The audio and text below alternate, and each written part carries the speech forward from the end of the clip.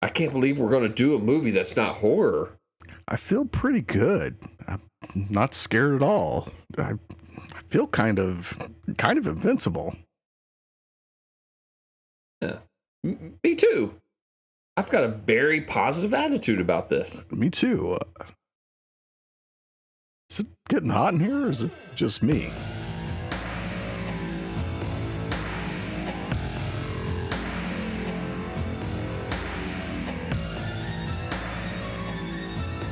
Hello and welcome to the Horror House Podcast. I'm Dave. I am Chris. This week in the Horror House, we are talking about Big Trouble in Little China. Is this our first kind of horror adjacent movie? We've had some horror adjacent things. This feels like it's even like a peg further. Yeah, this is pushing the envelope into what I eventually hope to turn this into, which is a kung fu podcast. Understood. I'm slowly infiltrating and indoctrinating, Chris. I should mention we're two dudes that like to talk about horror, from movies to real life, and this week, of course, it is directed by John Carpenter, though, so we got that horror aura still there. And there are horror-ish things. Oh yeah, in here. Oh yeah. It's a horrific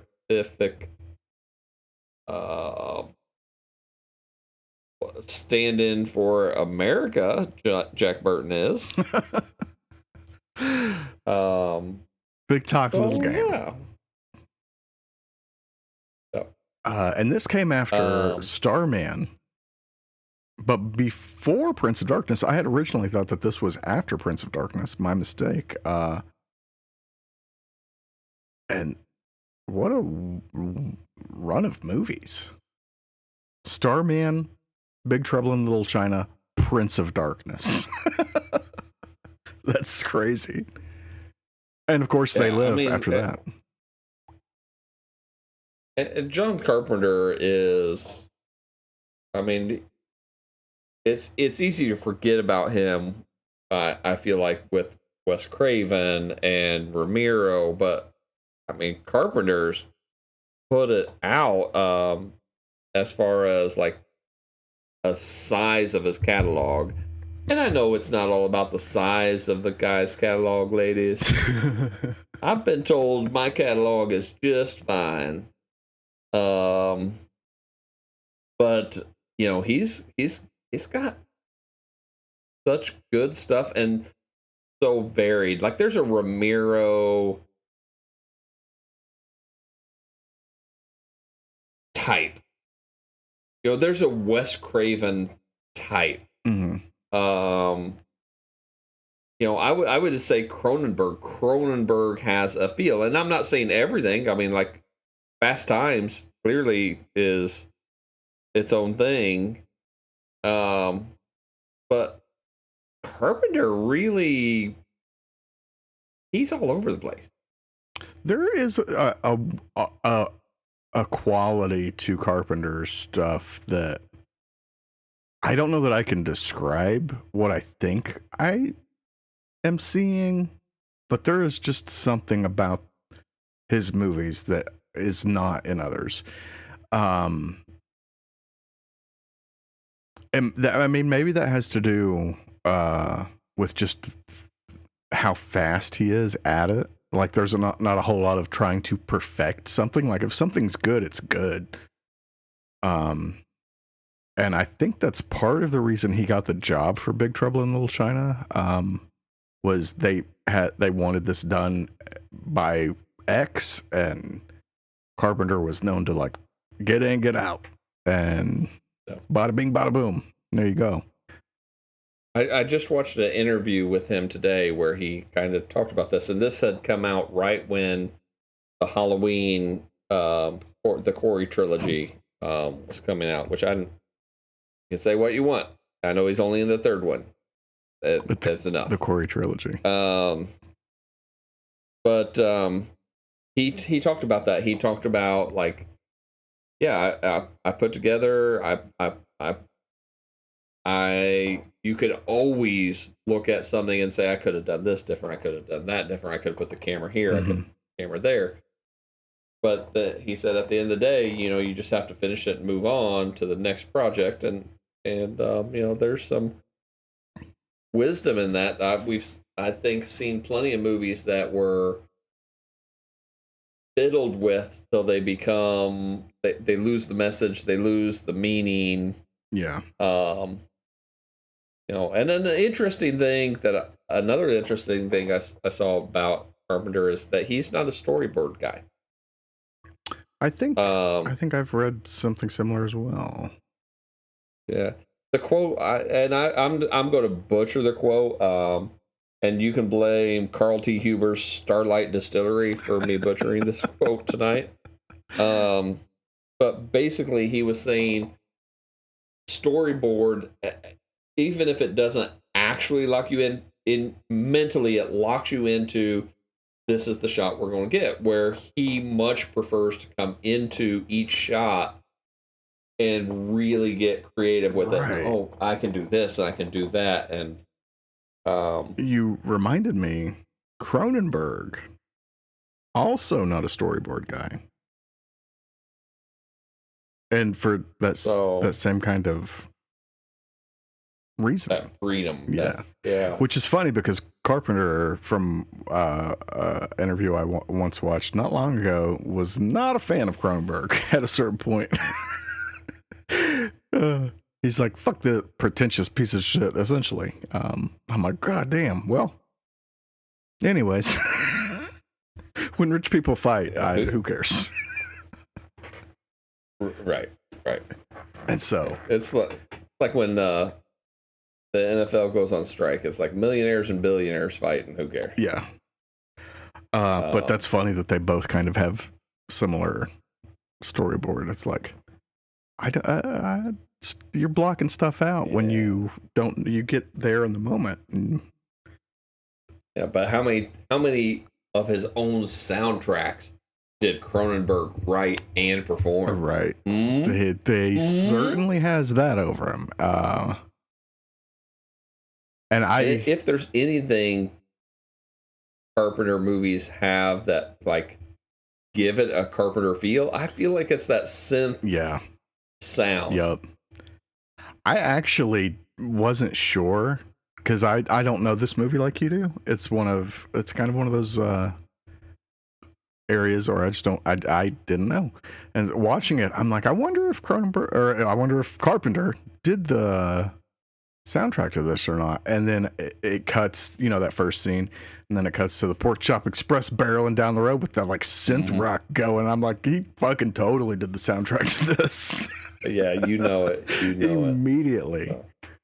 And it's fucking great. And I know to go along with that he didn't write this movie, but he also didn't want to do like that kind of very Chinese, Asian oriented kind of themes and music and stuff, because he just didn't want to go that route with it. And I think he did good. There's moments of kind of like more Asian themes on the soundtrack later on, but it's not like that thing that everybody knows that, you're like, of course. And I think he did great with the I love it. I love it. Yeah.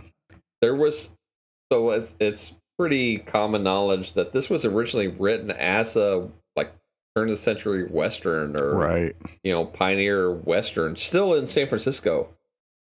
But instead Jack Burton trying to get his truck back, he'd be trying to get his horse back and stuff. And I can't even imagine it like that.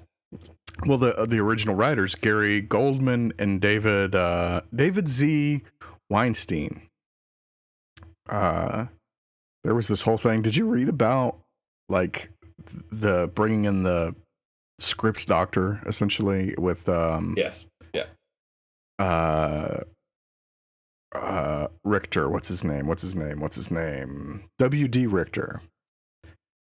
And so they bring in this guy to kind of work it up. See you at the party, Richter. Yeah. And so from what I'm reading, he essentially had to rewrite the entire movie because he wanted to modernize it because he didn't think the fantasy with the Wild West worked so well. And kind of all that was kind of left was Lopan's story. And then Carpenter, of course, with his touches, but they didn't want to give the original writers credit. And wanted to give all the credit to W.D. Richter.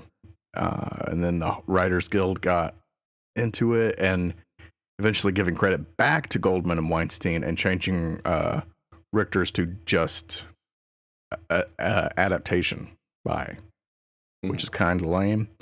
And even Carpenter was not quite happy with that outcome, but from what I understand, like he rewrote a big portion of this movie. It would have been the same. I mean, in wild San Francisco. If I take the Hellraiser script and I'm like, look, we're going to take this out of this setting and we're going to put it into a children's hospital, and you know, it's still the same story, still the same characters, you know. I mean, yeah. Now it sounds like Richter really changed a lot, but I mean, you get some credit. You could deserve some credit for coming up with the basic idea. I think I probably would have went the direction of written by this W.D. Richter, maybe, and then do based on story by okay. Goldman and Weinstein, story and characters by Weinstein and Goldman, maybe.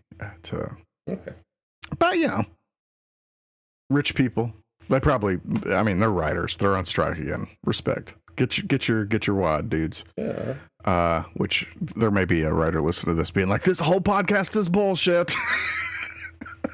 They're not advocating for us. I will almost always side with labor in any kind of dispute. Now, what has me rolling my eyes is these reports. For example, Ryan Reynolds, who is known for like doing impromptu takes, and he's not going to be able to do that because for Deadpool 3. Because only the director can make changes. Okay, so he's going to make himself a director. I mean, you know, I mean, they'll find a way around that, but it's dumb. Hey, hot take. Since he's bringing Hugh Jackman and the Fox men back, I fuck Deadpool 3. I'll say it. I'm going to be the only one that says that. I don't give a fuck about the Fox X-Men. And I never will. Okay. But yeah, I just literally saw the other day they're bringing back several actors. Halle Berry, Storm. Famke Jensen, Jean Grey. That guy that was Cyclops. And I'm just like, fuck, I just want to be done with the Fox X-Men, dude. I'm ready for Marvel to do the X-Men. And it just seems like every year that goes by, they add 3 more to this ever happening. And I'm not hyped for Deadpool 3. I'm just not because of this. That's kind of what fucked up the X-Men in the first place, is it was just like, we got to get more guys in here. Yeah. And then the story, so I just don't. But that is funny. I just had to air my grievances about this whole fucking. But that is funny that he can't ad lib because that would involve writing, and that's dumb. He needs to collaborate with the writer and have the writer just put in the script like ad lib line here. And then like if the writer says, you know, I want the actor to create something here, that's part of acting. I don't think that takes away from the writer. Yeah. I mean, it's not like that even gets a credit if they ad lib something. Like, granted, I mean, Ryan Reynolds is probably an outlier in that regard because he probably ad libs a lot and probably gets more I than just the usual. I just found out this week in Beetlejuice when Beetlejuice is summoned, he's in the graveyard, he kicks the tree and the tree falls over because it's obviously not a real tree, it's a set piece. Right. And then he looks at the camera and it goes, what a nice fucking model. Honk honk. Nice fucking model. I just found out that was all ad lib. Yeah. Like the tree was not supposed to fall over, and so I mean, Michael Keaton, man. I just found out, but I was not sitting here thinking, what a great writing, and then found that out, and then now I'm not suddenly like, oh, that writer. I don't know why they even give him credit. Michael Keaton invented that line. No, I mean, come on, man. As a 40-year-old, I feel like that's something they're sticking on just to have a negotiating wedge at that point. Yeah.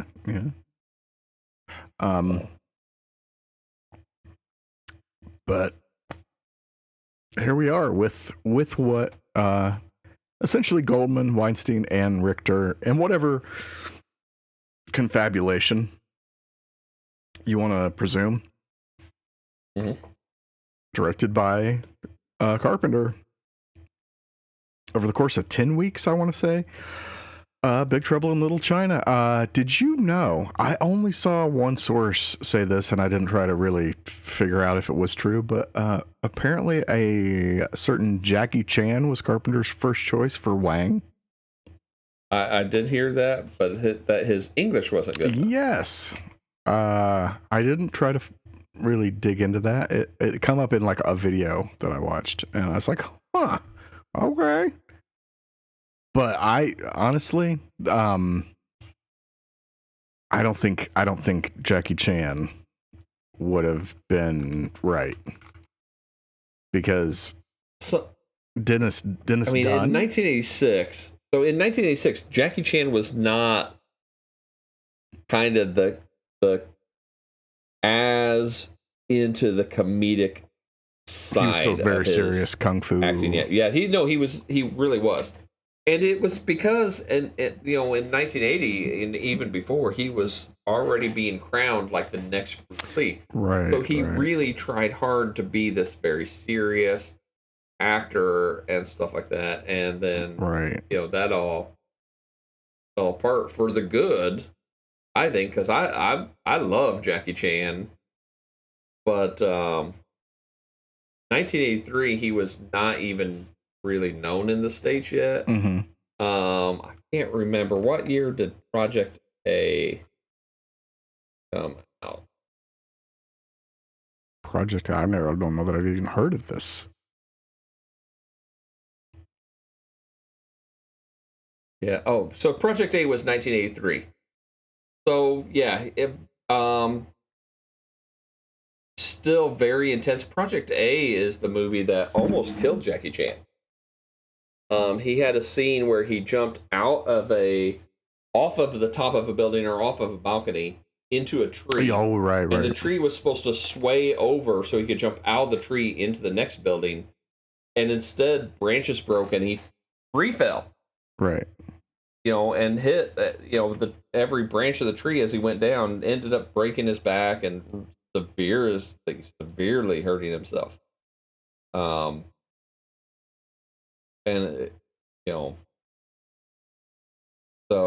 I don't think it would have been. It makes sense when you tell me Jackie Chan wasn't as good at English at that time, and that he wouldn't have been right for the role because Jackie Chan's actually a pretty big guy, size wise. Where Dennis is fairly slender and really like there's no English is his first language. Dennis was born in California, so there's no language barrier at all there. And I mean, it may have worked out better as well, him next to Kurt Russell, because he is a little more slender, and Kurt Russell is Kurt Russell, so that may have worked in their favor. They get a little Yeah, they get a little contrast in Yeah, size there. yeah. And I mean, he's Walter from Prince of Darkness for me, and so seeing him, and of course Victor Wong in this, and I was thinking that I thought this was shot after Prince of Darkness, but I was completely wrong. But God, there's a little part of me that wants to take footage from this and try to cut a Prince of Darkness 2 trailer with what they have. Oh. Because I think it would be very possible. Somebody may have already done it. Yeah. If you're listening and you know of something like this, I want to see it so bad. The black blood of the earth. But yeah, this has a great cast. Aside from Dennis Dunn and Kurt Russell, of course, Victor Wong, but we have James Hong, who, God, what hasn't he been in? He's been in about fucking everything at this point, and is still going strong. Yeah. Oh yeah. And he's a great actor. Everything, everywhere, all at once. I love this movie. One of my favorite movies of the 2000s. And here he is as Lopan. Mm-hmm. Great. One of the horror Carter elements Wong for me. as Thunder, who became kind of the inspiration for Mortal Kombat. Yes. So Not just him. that's several characters. Yeah, which I had no idea. Like, as I was watching it, I'm like, that's fucking Raiden. That's cool as shit. And then I literally in my notes as I was watching, I was like, did this influence Raiden? Did they rip him off? Mm-hmm. I mean, yeah. But it's fucking cool. It's so cool. And Lopan I mean, you could make the argument that Johnny Cage is based on Jack Burton. In some regards, for sure.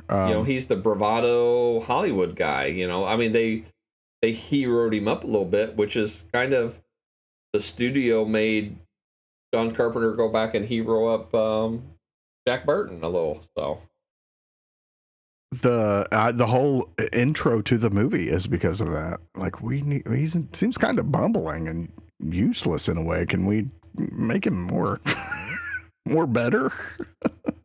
Yeah. It was just missing the point that he's full of bravado, and he's brave, and he's there for his friend, and he's doing this, but he's not the skilled player. When the big battle starts, he starts out by knocking himself out by shooting the fucking ceiling. So I loved the whole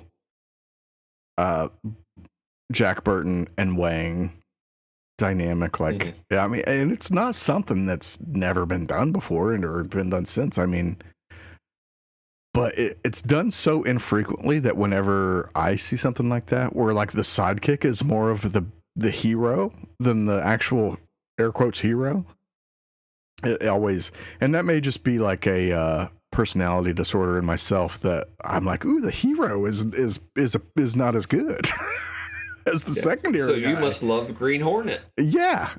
Yes. Green Hornet and Kato, Lone Ranger and Tonto, right? I don't know that Lone Ranger quite. Maybe the more modern movie. But yeah, that's something that always just kind of tickles my fancy, is that idea. One of the things that I do remember so I had only watched this movie in bullshitty segments as a kid, seen it on TV and whatnot here and there over the course of several decades. One of the things that I remember Lopan's creepy ass makeup, and I remember Wang doing that run in the doorway archway kind of thing. Yes. That is what I remember the most from the movie, because it is and was so cool. I would see that movie on TV as a kid and just want to see that part. And that's probably why I don't remember a whole lot of other things that happened. I just really loved seeing him do that. Did you remember the monster? And I know before the show tonight, you said you hadn't remembered the eye creature. I did remember the Bigfooty kind of what do the Japanese call him? I forget. Like a hairy man. But yeah. But I did remember that. He might be tied to the Creepshow universe. That could be the monster in the box or his cousin or some shit. So big scary, big horror ending, because I mean, Jack Burton leaves. He don't give Kim Cattrall the big smooch. It's like, what is wrong with you? And then, of course, he's talking on his CB radio, and then bam, the monster is hitching a ride. What happens next? It's very we should make a sequel where him and the monster are buddy truck drivers. I'm down. I'm down. And who would have thought, given how much we shit on Erica Parker, that we would have a movie with Kim Cattrall? Oh, I ain't never hating on Kim Cattrall. I'll hate on some Sex in the City. Or Sex and the City. I forget the actual thing. That's one of the Mandela effects things that I think we talked about. Yeah. But she's like 80s Chloe Grace Moretz, essentially. Or vice versa. They look very similar as people. Maybe because I've aged out, but I can't. Like, when I was in the 80s, living in the 80s, like, Kim Cattrall is like, yeah, she's all right. And now I look at Chloe Grace Moretz and I can't do that. I'm like, she's a child. So fair. You got a moral compass. I've got a teenage daughter and feel like I've watched Chloe Grace Moretz grow up with from fair. Kick-Ass to where she is now. So. I love the first Kick-Ass movie. God, it's so good. Mm-hmm. Let's talk for a second about some of the horror elements, and we'll just kind of. Is there anything what are the elements of horror, just to pair it with our podcast a little better? I thought Lopan, especially like when he's first like going to run over him, is horrifying. If I saw that in real life, I would probably just die of a heart failure. Bam. What's more horrific than just dying? True. And of course they're underground. Yeah. They're fighting underground, and Lopan is such a creepy old man at first, when he's got the old man figure. I mean, the big prosthetic old makeup can be scary. Yeah, old people can be scary. I once went to the barber in Madison, and like the main barber dude had a line of people waiting for him, and the old man had nobody waiting for him, and I was like, oh no, I'm in a hurry. I'm not going to wait, behind all these people I'm waiting for the main guy. I'll let the old man cut my hair. This is the scariest story I've ever heard right now. Oh God. And next thing I know, oh God, he's leaned over cutting my hair, and old man testicles are just pressed against the back of my hand. No. And I was pinned there. I didn't feel like I could move because, it's just, oh no, it was awful. Oh my God. Oh, geez. He Weinsteined me. And it was bad. I can only imagine what they actually looked like was like Lopan in that old man makeup. Yeah. It was awful. Felt dirty. And then the Beyonder, is that the correct term for the head, for the floating? The Beholder. The Beholder. Yeah, the Beyonder is a being that the being is a whole nother universe that stole Marvel heroes and villains. Oh, that's and made the them Beyonder. fight on War World. That's right. That's right. Secret Wars. The Beholder. A Beholder? Hey, yeah, there are multiple beholders. And good Lord, it's a great effect. It is. I mean, it belongs in a horror movie. It's so good. It's got like this one moment where the tongue, like, I forget even what it's doing because it was like so good of a fucking effects shot. Like it sticks its fucking 12-inch tongue out of its mouth to like lick something on its face or something. And it's like, what the fuck is this? They're very wet. Yep. They succeeded. They fucking succeeded. There are things that make no sense in the movie. Like Lopan has to marry a green-eyed girl, so he kidnaps the first two he sees. Like, there are lots of green-eyed people in the world. There is some weird kind of story things. Because at first, I feel like we're led to believe it has to be this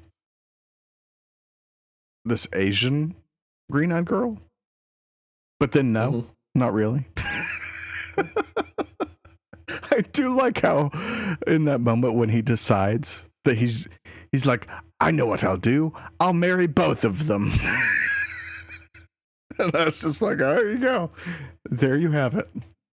How do you argue with the bad guy? Like you're going hard in the paint, dude. There are 8 billion people in the world, and 2% of them have green eyes. Mm-hmm. So if you say roughly half are going to be women, that's 4 million. 4 billion times 0.02. You still get 80 million green-eyed people, dude. You didn't have to have those two. You're into black magic and you're old. You tell a couple of them you're rich and dying, you're going to get a couple. Al Pacino is 79 years old. Right. He's having a child with a 20-something-year-old model. Like, come on, Lopan, you can do better. Yeah.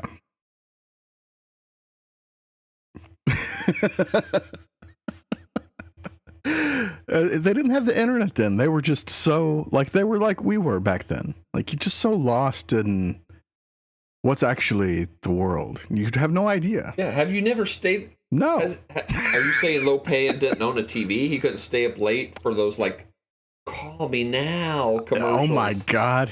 I assume that you're right. He didn't because he'd have lost his damn mind. Like these may be the only 2 green-eyed women he'd ever seen in his life. Yeah. I mean, well, I'm really into girls with green eyes and souls I can steal and eat. I don't know. And let's talk about his kind of henchman. I mean, so Carter Wong, I thought was somebody completely. He wasn't. But good Lord, what a WWF primetime player this guy could have been. He is big. This guy. He is super big and jacked for a Chinese guy. And in the 80s, the really ripped wasn't out, so he had the size. He definitely could have been a contender. And he could have went by the name Thunder if he wanted to. Thunder? Yeah. I mean, they probably would have called him Thunder Wong or some fucking. They probably would have halfway racist with it, but that's okay. That was what it was. At the time. Every time WWE trotted him out there, the music would have been. Oh. Yeah. Bong, and so it would have been. It could have been magic. It could have been magic. Thunder and lightning, and the lightning could have been a smaller dude that's fast and nimble, and he's the heavy of the lightning of the tag team. So we could have been bookers back in '88. Yeah. Then he turns against his partner. DiBiase hires him, pairs him up with an Italian dude, call themselves the Internationals. Money. I hate him already. I'd watch that. Oh yeah. I hate him already. I would pay to watch him fight and hopefully lose. Oh yeah. So what do you think about Kurt Russell in this? Just kind of overall. I think he's good. You know, I I don't agree. think I ever have given Kurt Russell his due. I'm a big Probably Escape from New York fan. Bone Tomahawk. Oh, not until then, really? Wow. Yeah, I mean, I like the Thing. It's one of my favorite horror movies of all time, but I still don't really think I ever gave Kurt Russell his due. Okay, okay, fair enough. I mean, I gotta come clean. Wait, you know, I'll need 1,000 Hail Marys, and I don't know how the rest of that works, but more of stuff along that line. 1,000s. Yeah. Is it sacrilegious for a non-Catholic to say that? No. It's yeah. If it's sacrilegious against the Catholic Church, it's okay. Okay. So I grew up in the Catholic Church. It's okay for me to say that they're all pedos. So I've the Pope is never coming on the show now. I'm gonna have to send some emails and cancel some flights, unfortunately, but you're just creating more work for me, Dave. Thanks. I have loved, Kurt Russell, Snake Plissken, man, like Escape from New York, even Escape from LA. I love it for as bad as it is. And obviously The Thing. It is pretty bad. New York is great. Oh, New York. Oh my God. Of course, all of this John Carpenter stuff.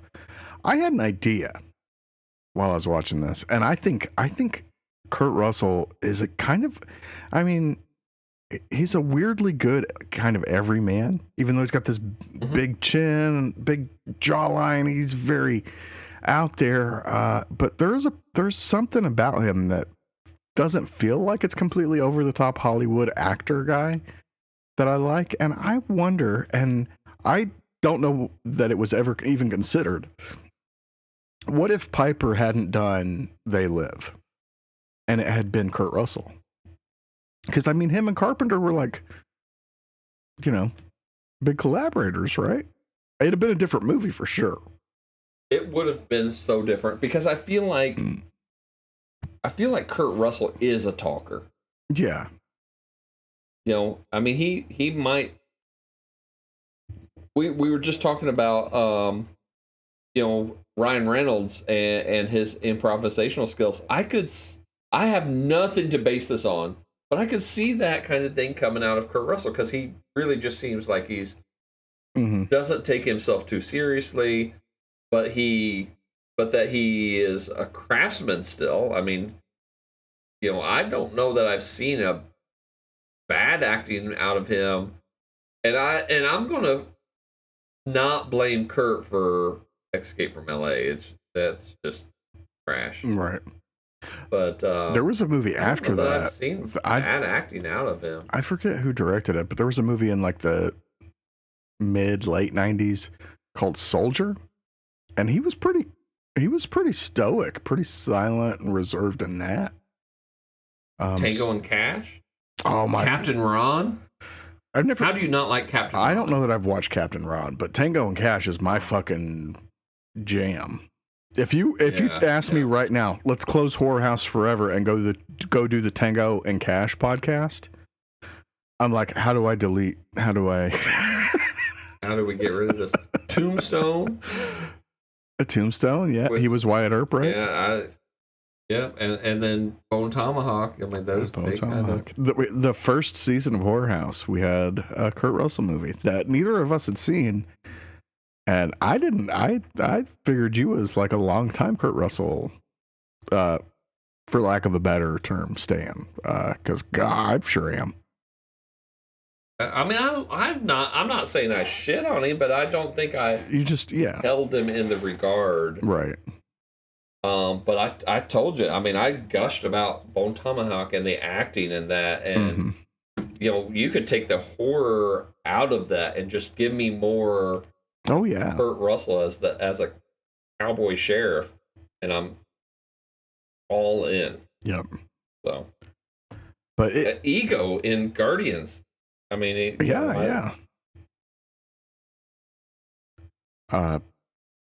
it got me wondering, like, if Piper had not done They Live, I mean, was Kurt Russell even up for consideration? Did he not want to do it? Because, I mean, by accounts, Big Trouble in Little China was a box office failure at the time, which, I mean, you know how we look at these things. It's like, you made this much money. Like, if you didn't spend this on this, like fuck off. Fuck off. It's fine. But I guess VHS was still relatively new in the rental scheme, and the cult following of things was still kind of, which this certainly is one of those. I just wonder. Yeah, there's a Big Trouble in Little China, and I'm not even saying it's the best movie by any stretch, but it has a place in my heart, and it's Goonies with adults. Good, yeah. I like that. Oh. This would pair well with a Goonies, a double feature. I kind of want to do that. That sounds kind of rad. I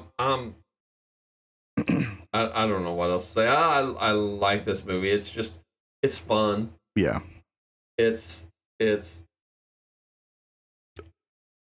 got action. It's got a little bit of horror elements. It's got some fun, stuff to it. Nobody really feels like they're in peril. Good effects. Yeah, good effects. I like the dude when thunder like blows up. Yeah. So practical. Yeah. And even the lightning effect, like when he rides the lightning in, like clearly how could you have made that look any better?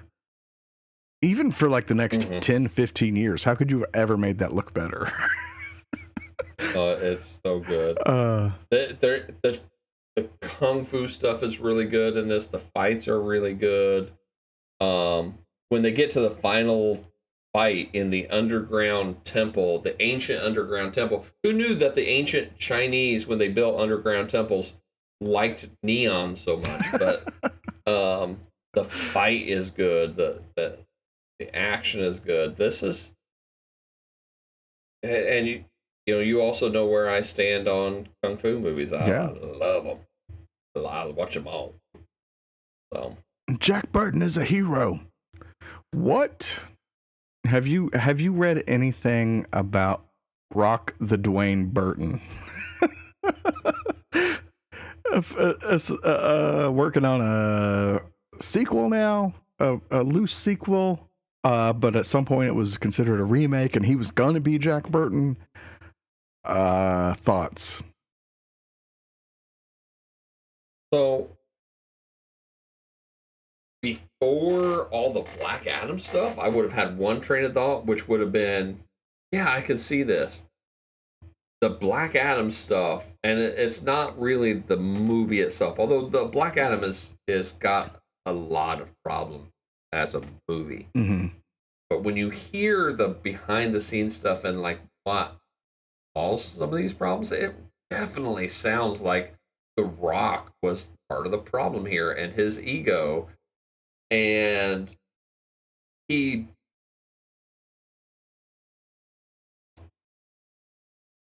never it like Jumanji. You don't watch that and say, oh, he's afraid to laugh at himself, because clearly he takes jokes, but right, he's a little bit like Donald Trump. Donald Trump would never let you joke about his finances, and I don't think Rock would let you joke about his inability physically the way Kurt Russell, like, he went for it like this, and he's not, he's all heart, but he's bumbling, and he's not a tough guy. He's not really the hero of the story, right? Regardless of what they make him add in, but reshoot at the start of like the movie. The Rock would want to put some humor on himself, right? But then still, at the end of the day, he's like, I'm the fucking hero of this. Yeah. Oh yeah. Yeah. Um, I have a hard time thinking his ego yeah, would let him I not be the dude. I agree. And I mean, I read that like a lot of the people he's surrounding himself with to like work on it are also big fans of it.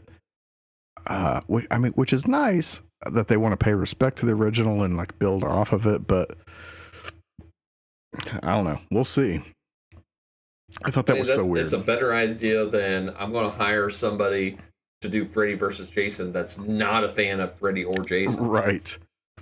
Maybe he needs to talk to fucking New Line Pictures to know how to do a real fan service, which is no fan service. Yeah, I mean, the, what I it's a fine line, and I don't know that you can define that line, but you have to. It's callbacks and homage, Mm-hmm. but you still have to provide good story and I don't know. There's just something about Big Trouble that well, that I'm I'm I'm not like okay. Let's see this sequel. Yeah. I mean now as a newcomer to this world, I agree. I just don't see it's just not going to have the wildness of it. Like this is kind of a wild movie. Like you don't there's a lot of stuff you're not expecting and they just go for it. Um So instead of that, Rock. Hold on a minute, Chris. Don't listen to what I'm about to say. Rock, I'm talking directly to you, Rock the Dwayne Johnson. If you really want to do a movie, a sequel, why don't you give me a shocker and you can be Horace Pinker, you can be the bad guy. You're going to have to let yourself lose at the end. But nobody comes out of Shocker thinking, "Oh wow, like, Jonathan was so cool." No. Everyone come out of Shocker thinking, "Wow, Horace was a bad motherfucker." You can lose and still come out as the dude, and right. you can do it, man. God, The Rock is Horace Pinker. Can we do that? How do we does he have a suggestion box online somewhere? That would be hot. Yeah. That would be hot. That'd be good. I'm down. God, it would work out. Cause I mean, okay, that's good. That's gonna send us down a whole fucking. Go check out our episode on Shocker, which we have talked about. That said, I've got my guess for you, Dave. Are you ready to get into our overalls and shut the doors in the horror house for another week? I am, and I also have my guess down for what I believe your score will be. All right, well, stick around after these messages, and After these messages, we'll we'll be be right back. We're back, and it is time to give our overall opinions. I'll go first. This was, I think, Dave's pick. I don't even know. It's somebody's pick. But we've got our guesses for each other, so let's do this. For me, overall, I'll just come right out. 7 out of 10. But I feel like I have to clarify. I just don't have the nostalgia for it yet. I feel like that 7 out of 10 can go up over time, and it very well may. But I mean, there are certain parts that I remember as a kid, especially the big archway running from Wang blew my mind as a kid. But there's a lot of cool stuff in this. There's other Carpenter flicks that I'd rather watch, but that's also nostalgia talking. That I'm more just in line with them because I've seen them so much. But I do like this movie a lot. I think this is a great movie.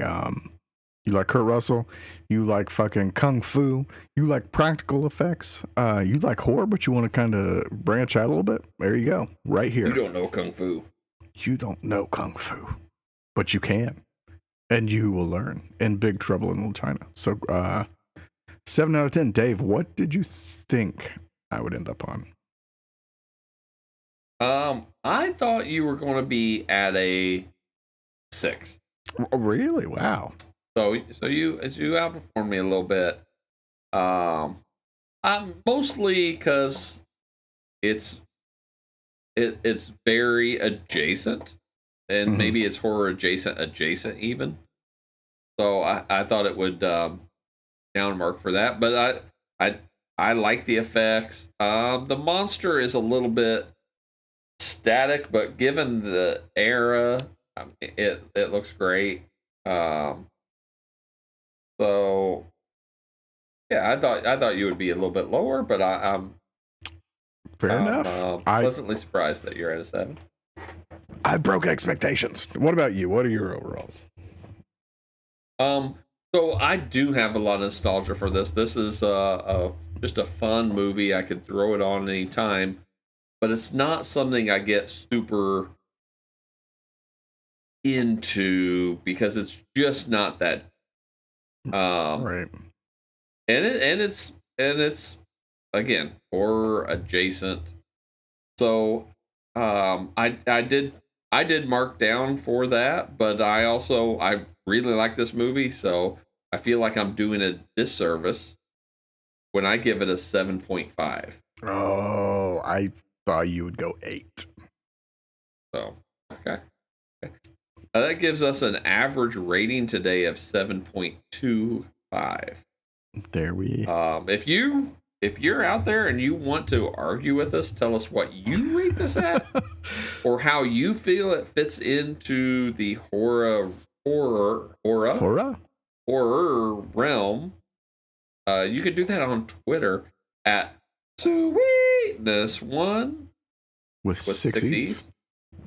Or at Horror House 2, because there's Horror House Dave, there's Horror House Chris. That makes 2 of us. You can email us horrorhousepodcast@gmail.com, or you can go to the Horror House page on Facebook. You could leave us a voicemail on anchor.fm/Horror House. Well, you can't, because we don't know how long that will exist. And we're going to put you on the air and make you famous. Yes. Finally, like us, listen to us, and share us is the best way you can just help keep the lights on the old Horror House. You know what I'm saying? So, and if you're on Slasher, which is the social media, we are on Slasher now, platform for horror fans, you can look up old Horror House Dave or Horror House Chris and give us a holler. Yeah. And we'll talk about horror. That's what we do. That's what we'll continue to do. But one last thing. This has been a bit in the making, this Big Trouble in Little China. And there's been times over the years, Dave, where you've said something about something Jack Burton, and I'm like, who? Yep. And now watching it, that's a whole shtick in the movie is Jack Burton. Who? Yes. I didn't know that it was a bit bravado, that I was blindly playing into this whole time. Maybe inspired Star-Lord? Chris Pratt's portrayal of Star-Lord, who would play Ego, played by Kurt Russell's shit. son. Right. So, I would not put it past James Gunn whatsoever. But, I mean, we're gonna have to have Mr. Gunn on the show sometime to catch up, pick his brain, maybe give him some ideas for some Superman. I don't know. Mr. Gunn, explain yourself. But until that happens, until next time, we'll catch you then. Same cemetery, different grave. We out.